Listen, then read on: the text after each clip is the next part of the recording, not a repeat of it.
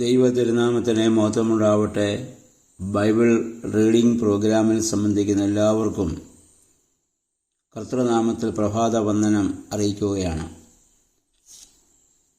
നമ്മൾ വിശുദ്ധ അപ്പോസ്തല പ്രവൃത്തികളിലേക്ക് വായിക്കുവാനായിട്ട് പ്രവേശിച്ചിരിക്കുകയാണ്. ഇന്നലെ 1-ാം അധ്യായം നമ്മൾ വായിച്ചു, ധ്യാനിച്ചു.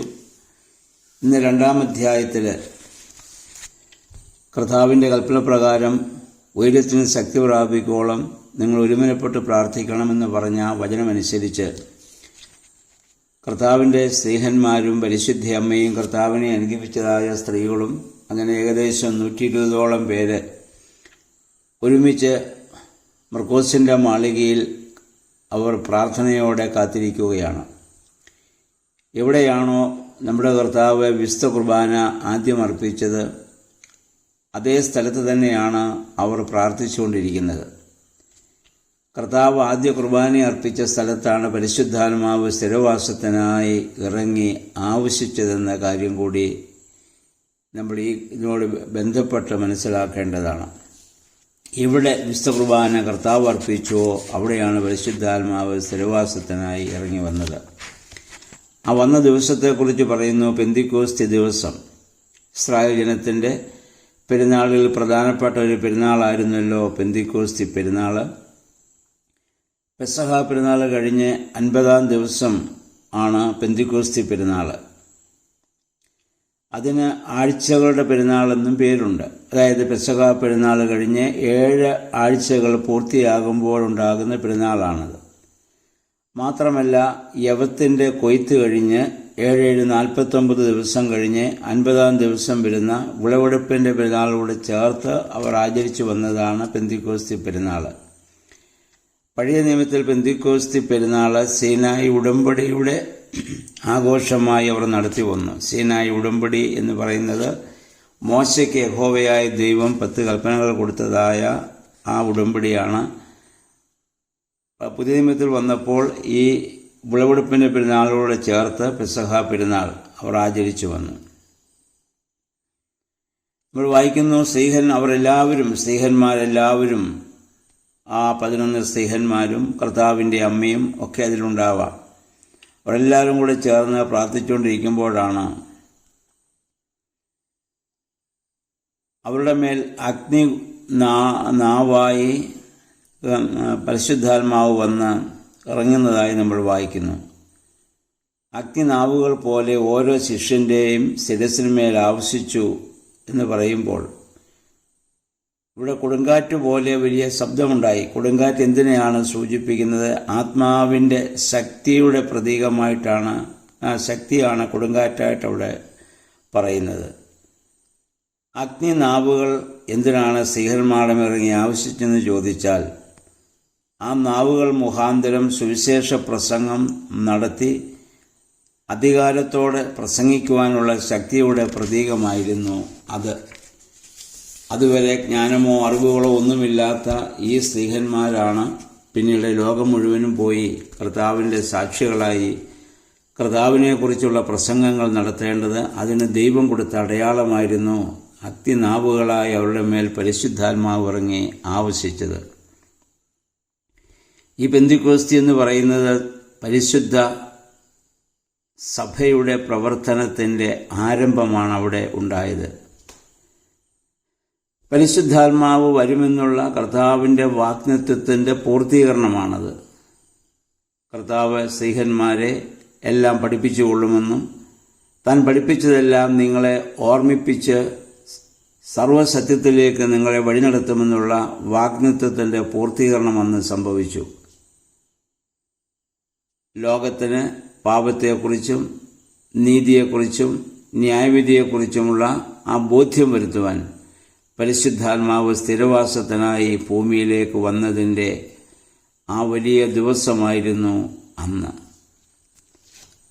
പരിശുദ്ധ ത്രിത്വത്തിൽ മൂന്നാമൻ അന്നു മുതൽ ഇന്നുവരെയും പരിശുദ്ധ സഭയെ ഭൂമിയിൽ വഴി നടത്തിക്കൊണ്ടിരിക്കുകയാണ്.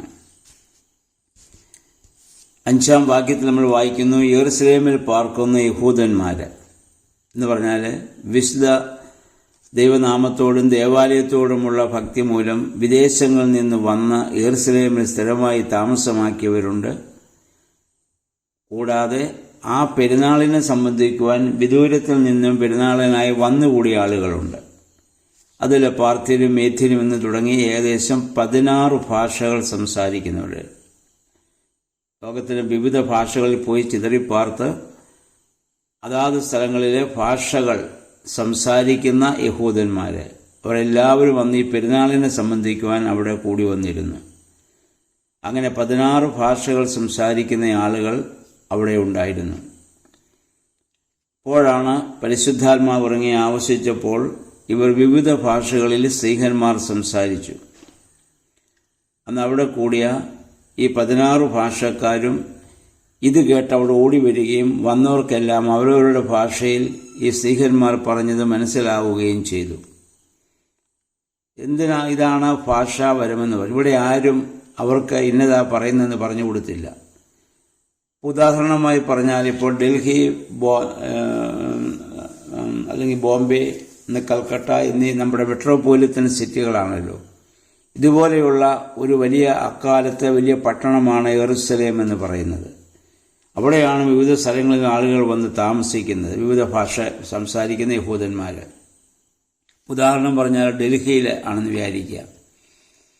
അവിടെ മലയാളികളുണ്ട്, ഹിന്ദിക്കാരുണ്ട്, മറാഠിയുണ്ട്, ഗുജറാത്തിയുണ്ട്, തമിഴ്നാട്ടുകാരനുണ്ട്, ആഫ്രിക്കക്കാരനുണ്ട്, അമേരിക്കനുണ്ട്, യൂറോപ്യനുണ്ട്.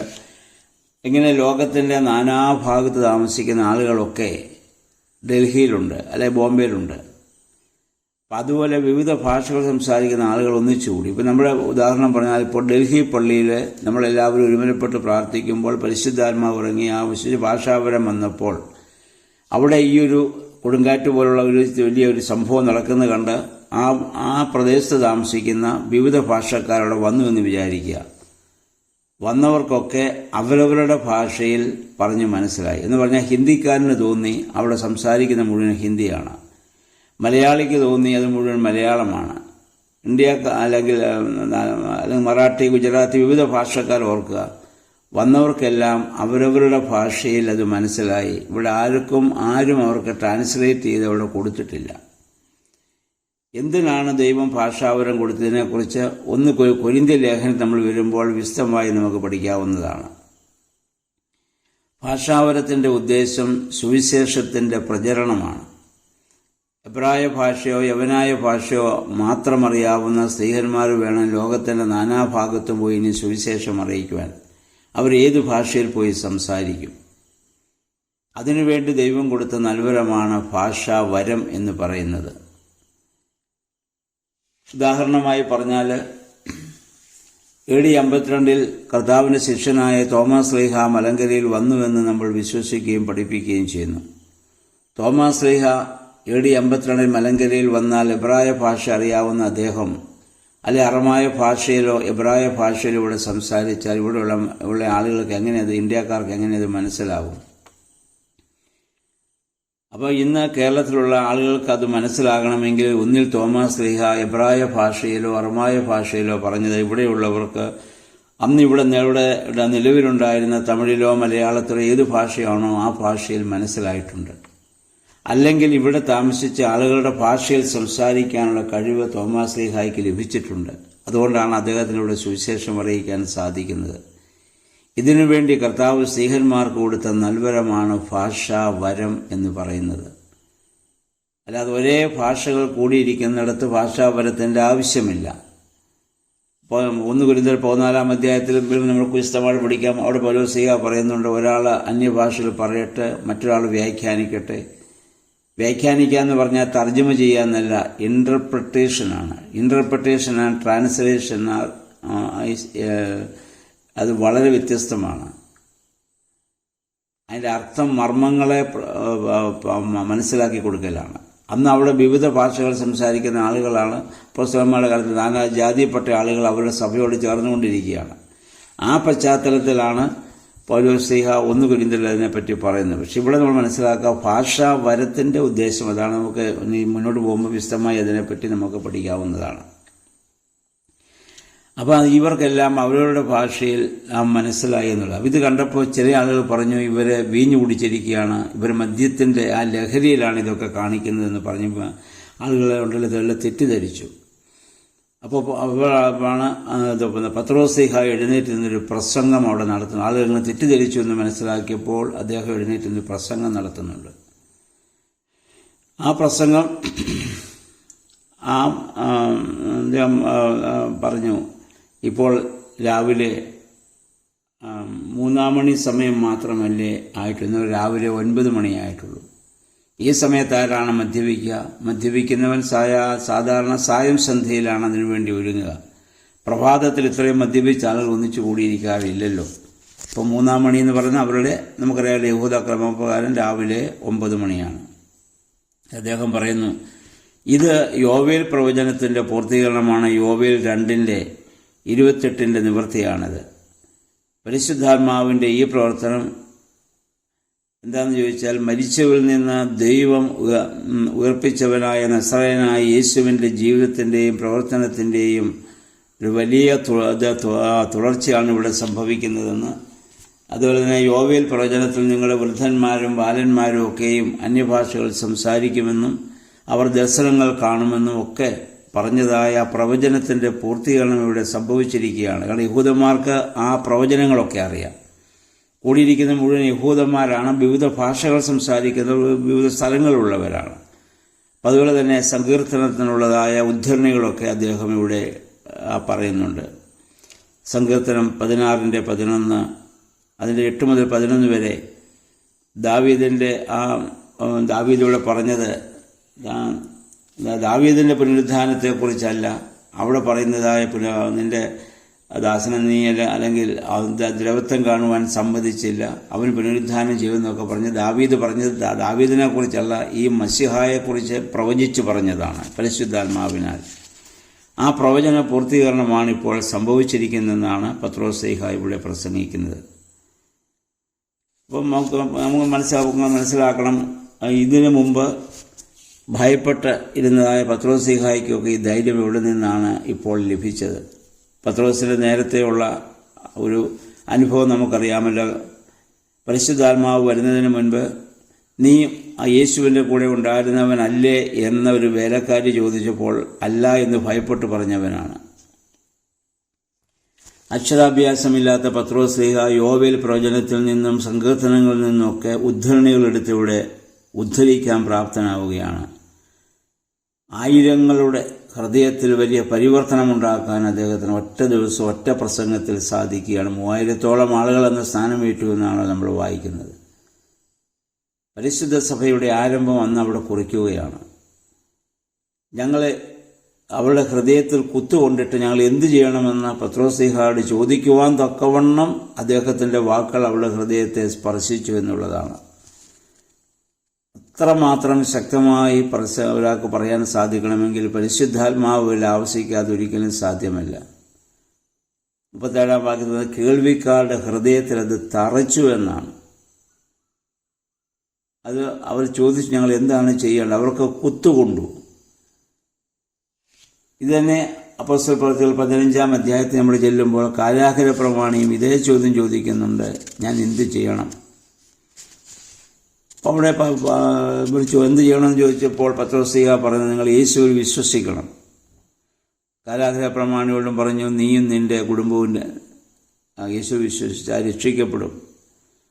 അപ്പോൾ രക്ഷാപ്രാപ്തിക്ക് 2 കാര്യങ്ങൾ ആവശ്യമാണ് എന്ന് പറഞ്ഞാൽ, ഒരു വിജാതീയനെ സംബന്ധിച്ചിടത്തോളം 1 അവൻ വിശ്വസിക്കണം, 2 അവൻ സ്നാനമേൽക്കണം.